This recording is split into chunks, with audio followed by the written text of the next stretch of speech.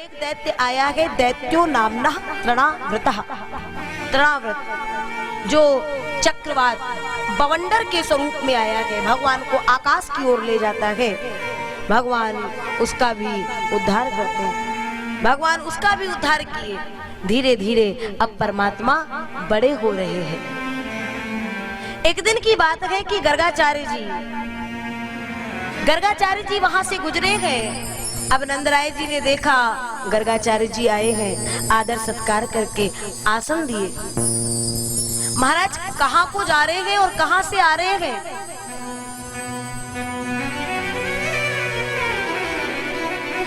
अरे नंदराय जी, अपना तो काम ही है कहीं विवाह संस्कार कराना, कहीं मुंडन संस्कार कराना, कहीं जनेऊ संस्कार, तो कहीं नामकरण संस्कार। महाराज बड़ी अच्छी याद दिलाई। हमारे यहाँ भी 2-2 लाला हैं, लेकिन उनमें से अभी किसी का नामकरण नहीं हुआ। अब आप आ गए तो आप नामकरण कर दीजिए। गर्गाचार्य जी ने एक ही बार में मना कर दिया। गर्ग पुरोहितो राजन यदु नाम सुमहातपाह। गर्गाचार्य जी ने मना इसलिए किया क्योंकि मैं आपके यहाँ का आचार्य नहीं हूं, और आप जो भी कार्य करते हैं वो बड़े धूमधाम से करते हैं। और जब भी आपने धूमधाम से कोई अपने लाला के लिए कार्य किया, वो कंस ने कोई ना कोई दैत्य भेज दिया। और मैं नहीं चाहूंगा कि मैं आपके लाला का नामकरण करूं और आपके लाला को कोई परेशानी हो। नहीं नहीं पंडित जी, आप जैसा कहेंगे वैसे ही नामकरण होगा, शांति प्रिय ढंग से। ठीक है, अगर ऐसी बात है तो आप तैयारी करें। नंद जी गए और दोनों देवियों को, रोहिणी जी और यशोदा जी को ये बात बताई कि आप दोनों लालाओं को लेकर के आए। अब दोनों रानियों ने आपस में वार्ता की। ए बहन यशोदा, ये पंडित जी को कुछ ज्ञान व्यान है कि नहीं, कि ऐसे ही पंडित बने, ऐसे ही विद्वान बने डोले। अजीबो गरीब पुराण है माताओं बहनों का। बोले तो पता कैसे चलेगा कि ज्ञान है कि नहीं? तो रोहिणी जी ने कहा, एक काम करती है, हमारे लाला को तुम ले लो और तुम्हारे लाला को हमें दे दो। अदला बदली करके जाएंगी और विद्वान होंगे, ज्ञानी होंगे तो पहचान लेंगे। दोनों अदला बदली करके सुंदर श्रृंगार करके और पहुंची।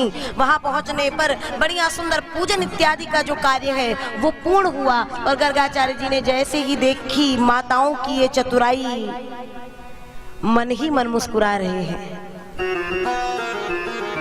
एक नजर रोहिणी जी की ओर जैसे ही घुमाए ना, तो गोद में जो लाला है वो तो परब्रह्म परमात्मा कुछ कहने जा रहे थे, लेकिन गोद की ओर नजर जाते ही भूल गए। मुख खुला तो खुला ही रह गया, पलकें झपकने का नाम नहीं ले रही है। रोहिणी जी ने कहा, ओ पंडित जी क्या हुआ? अब पंडित जी कुछ नहीं बोले। यशोदा जी से कहा, यशोदा जी भी, अरे ओ पंडित जी कहाँ भयो? कोई आवाज नहीं आई। रोहिणी मैया ने कहा, यशोदा बहन कहीं हमारे पंडित जी गए तो नहीं? अरे जा नहीं थी तो बाहर जाते, हमारे यहाँ आकर के काहे को गए? अरे ओ पंडित जी! और जो जोर से चिल्लाई ना, मानो गर्गाचार्य जी की समाधि छूटी हो। हाँ हाँ माँ। अब रोहिणी मैया ने कहा, गर्गाचार्य जी, पंडित जी आपने तो डराई दी थी, कहाँ चले गए थे? बोले पूछो नहीं मैया, मैं कहाँ गया था, सच में गर्गाचार्य जी की समाधि लग गई थी।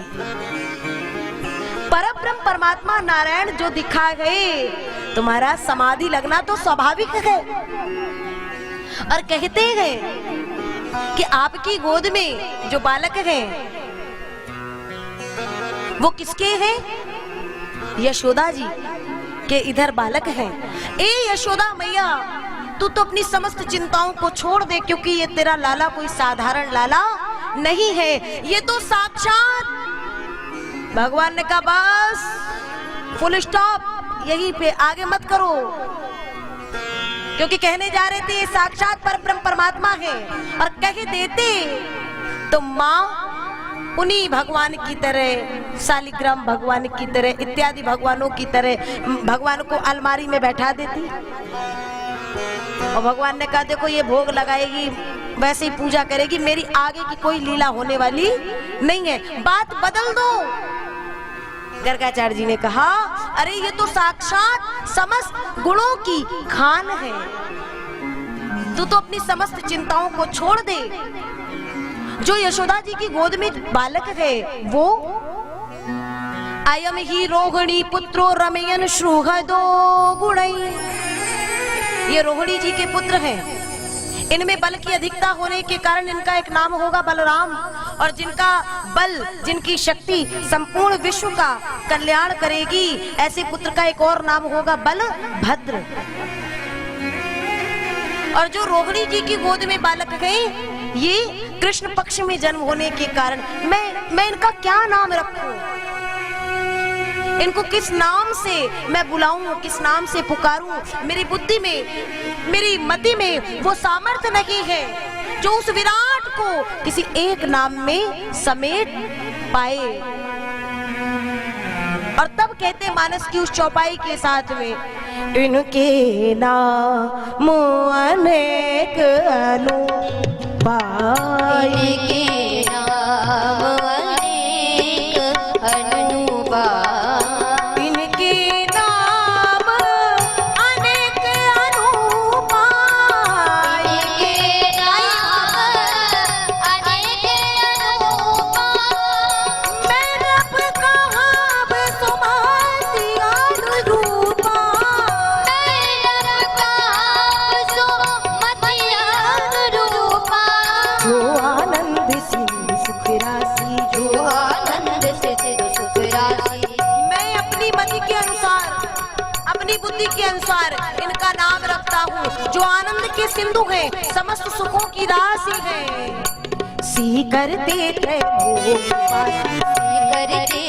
लोक सुखासी, सो सुख धाम श्याम वस नामा, सो सुख धाम श्याम नामा, अखिल लोक दायक विश्रामा, अखिल लोकदायक विश्रामा, अखिल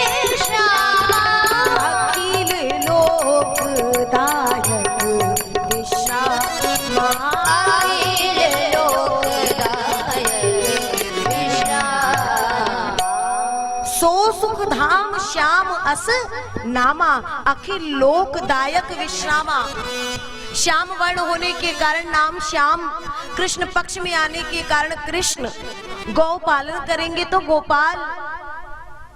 यशोदा मैया ने कहा अरे पंडित जी आप भी हद ही करते हो, कभी कृष्ण, कभी गोपाल, कभी श्याम, ऐसा कोई नाम बताओ जो अपने लाला को बड़े प्रेम से बुलाऊं, कोई एक नाम बताओ ना। बोले मैया तुझे जो अच्छा लगे ना वही नाम से बुलाना प्रारंभ कर दे। यशोदा मैया ने कहा तो इसके लिए तो मुझे कनुआ छोड़ करके और कुछ अच्छा ही नहीं लगता है। और जीवन पर्यंत यशोदा मैया ने कृष्ण को कनुआ ही कहा। और जब कृष्ण अपने नाती पोतों के साथ सबसे आखिरी में 100 वर्षों बाद मिलेंगे, तो भी जो पहली भेंट होगी उसमें भी यशोदा मैया कनुआ कह के ही संबोधन करती है। अब बताओ जरा, भगवान को कोई जरा सा एक जगह का कोई विधायक हो जाता है, किसी क्षेत्र का कहीं कोई मंत्री हो जाता है, तो लोग बड़े बड़े संबोधन लगाते हैं। सोचो कि वो परब्रह्म परमात्मा इतना होने के बाद जो समस्त ब्रह्मांडों का जिसके पास आधिपत्य हो, उस परमात्मा को कनुआ कहने की सामर्थ्य किसमें हो पाएगी?